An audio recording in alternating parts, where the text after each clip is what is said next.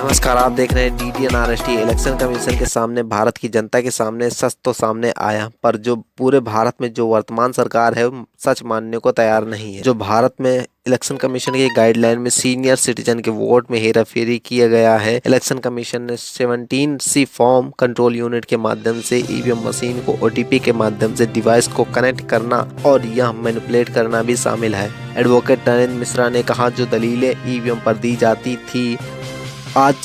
वह step by step सच साबित हो रही हैं। जितने भी आरोप EVM पर लगाए गए वह सारे के सारे सच लोगों के सामने आईने की तरह साफ दिख रहे हैं। बोलना चाहता हूं कि इलेक्शन कमीशन के सामने आज पूरे भारत देश के सामने कंटेस्टिंग कैंडिडेट के सामने 140 करोड़ की जनता के सामने और देश की जो 8 नेशनल पार्टीज है और क्षेत्रीय पार्टियों के सामने यह खुलासा तो हुआ कि EVM से मोबाइल से इसका कनेक्शन हो सकता है। हम लोग जब दलीलें दे रहे थे तो सुप्रीम कोर्ट में इलेक्शन कमीशन ऑफ इंडिया की तरफ से जो रिप्रेजेंटेटिव आए थे मिस्टर बस्सी, उन्होंने यह बोलते हुए कहा कि EVM एक कैलकुलेटर है, EVM को किसी से कनेक्ट नहीं किया जा सकता है, EVM में सेंसर लगा हुआ है, EVM को बहुत सारी चीजें, इतनी खूबियां दुनिया की हो सकती थी सारी हैं। पर सारे कांग्रेस के बड़े लीडर्स और कांग्रेस पार्टी हमेशा कहती रही कि जिस भी डिवाइस में चिप लगाई जा सकती है उसको हैक किया जा सकता है। यह एक नॉर्मल प्रोसेस था। आज यह भारत देश के सामने एक दूसरा भी खुलासा हुआ कि यह मोबाइल से कनेक्टेड है, यानी सेलुलर सेवाओं से ये कनेक्ट है, यानी ये वाईफाई से कनेक्ट हो सकती है। यानी जितने भी चीजें एविडेंसेस के तौर पर हम लोग एलिगेशंस कर रहे थे वह सारी चीजें सही है। इलेक्शन कमीशन और इस समय पर की जो रूलिंग पार्टी है वो अपनी गलतियों को मानती नहीं है, जिसका प्रत्यक्ष उदाहरण अभी आप पूरे भारत देश में जो जन आंदोलन चल रहा है उसमें भी देख सकती हैं। मैं उसको यहाँ जोड़ना नहीं चाहता हूँ, पर मैं आपके माध्यम से बोलना चाहता हूँ, जो हमारी पिटीशन है, हमने नॉर्थ ईस्ट की टोटल वोट जो इलेक्शन कमीशन ऑफ इंडिया ने जो बढ़ा करके दिया है डेटा, जिसकी वजह से विभिन्न जो अपोजिट पार्टीज हैं, इंडिया लाइंस वगैरह और जो कंटेस्टिंग पार्टीज हैं, वो पार्टियां पूरी तरीके से फ्री और फेयर इलेक्शंस कंटेस्ट नहीं कर पाई। Point number 1। Point number 2, UP में जो 47 से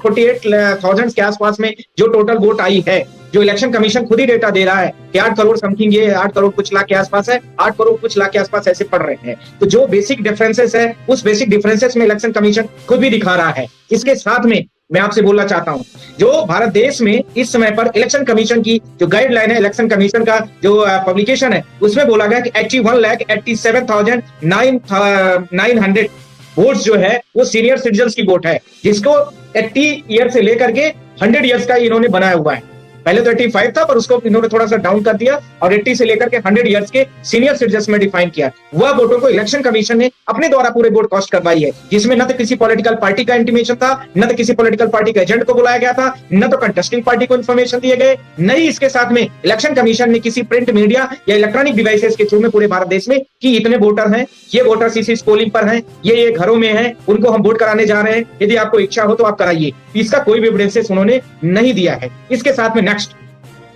इलेक्शन कमीशन ऑफ इंडिया ने यह भी कहते हुए पूरे भारत देश में बसने की कोशिश किया है कि जो हम लोगों ने पिटीशन फाइल किया था, जिसमें फॉर्म 17C को लेकर के, जैसा कि आपको पता ही है भारत देश में चल रहा है, इसके साथ में 5 से 6% जो टोटल वोट बढ़ी हुई है वो इन्हीं सारी चीजों को लेकर के बढ़ा हुआ है, जिसको इलेक्शन कमीशन ऑफ इंडिया ने जब EVM मोबाइल से आज दिखा दी गई, पूरे भारत देश में जब जाहिर हो गया कि फला व्यक्ति जब एक बार जो व्यक्ति हार चुका है, एक बार वोटों से जीत चुका, फिर उसको हराने के लिए उसने OTP कंफर्मेशन किया गया है। आपको मैं बताना चाहता हूं, OTP कंफर्मेशन होता है कि डिवाइस को लॉक और अनलॉक 2 तरीके के मोड होते हैं, क्योंकि EVM जो होती है तो वो संबंधित व्यक्ति जो प्रोसाइडिंग ऑफिसर होता है उसके पास कंट्रोल यूनिट होती है पूरा। ये कैसे पॉसिबल हो गया है? ये पूरे भारत देश में किया गया है, नहीं तो जो मार्जिन कांग्रेस या इंडिया लाइंस के लोग जीते हैं वो और ज्यादा वोटों से जीतने वाले थे। इनको जो राहुल जी ने एक बड़ी अच्छी बात बोली थी कि इनको 150 सीटें पर्याप्त हैं, वह भी मुझे लगता है आश्चर्यपूर्ण वर्णन है, क्योंकि इन्होंने कोई काम तो ऐसा किया नहीं है, सिर्फ और सिर्फ एक काम किया है कि हमें मंदिर मस्जिद में पूरे देश को डिवाइड करके रखना है। कोई काम की बात आए तो मंदिर की बात कर देना है और कुछ काम की बात पूछी